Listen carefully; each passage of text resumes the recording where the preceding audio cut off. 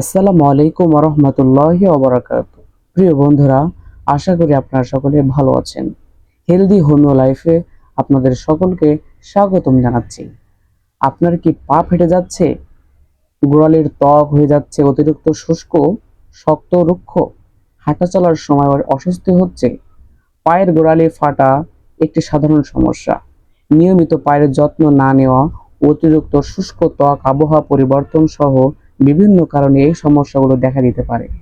আজকে বলবো রেমি পা ফাটা ক্রিম সম্পর্কে, যা পায়ের শুষ্ক ফাটা ত্বকের যত্নে ব্যবহার করা হয়।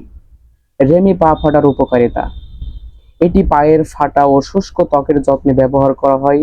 শক্ত ও রুক্ষ ত্বক নরম করতে সহায়তা করে, ত্বকের আর্দ্রতা ধরে রাখতে সাহায্য করে, পায়ের গোড়ালি মসৃণ রাখতে সহায়তা করে। মোজা ব্যবহারের কারণে পায়ে তৈরি হওয়া দুর্গন্ধ কমাতে সহায়তা করতে পারে। নিয়মিত যত্নে সব ঋতুতে এটা ব্যবহার করা যায়। এতে কি কি উপাদান রয়েছে? এতে রয়েছে গ্লিসারিন। গ্লিসারিন ত্বকের আর্দ্রতা ধরে রাখতে সাহায্য করে, ফলে শুষ্ক ত্বক নরম রাখতে সহায়তা করে। স্যালিসাইলিক অ্যাসিড, এটি ত্বকের শক্ত ও মৃত কোষ নরম করতে সাহায্য করে, ফলে ফাটা ও রুক্ষ ত্বক ধীরে ধীরে মসৃণ হতে সহায়তা করতে পারে। লিকুইড প্যারাফিন, এটি ত্বকের উপর একটি সুরক্ষামূলক স্তর তৈরি করে আর্দ্রতা ধরে রাখতে সাহায্য করে। কামপিল, এটি একটি ভেষজ উপাদান যা এই প্রস্তুতিতে ব্যবহার করা হয়েছে। এটা আপনারা ব্যবহার করবেন প্রথমে আক্রান্ত বা পায়ে হালকা গরম পানি দিয়ে ভালোভাবে পরিষ্কার করে নিন। এরপর পরিষ্কার কাপড় দিয়ে পা ভালোভাবে শুকিয়ে নিন।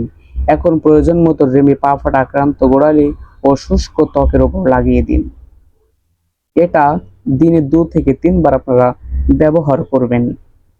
প্রিয় বন্ধুরা, পায়ের গোড়ালি ফাটা, শুষ্ক ত্বকের সমস্যা থেকে স্বস্তি পেতে নিয়মিত পায়ের যত্ন নিন এবং প্রয়োজন অনুযায়ী উপযুক্ত ময়শ্চারাইজিং পণ্য ব্যবহার করুন।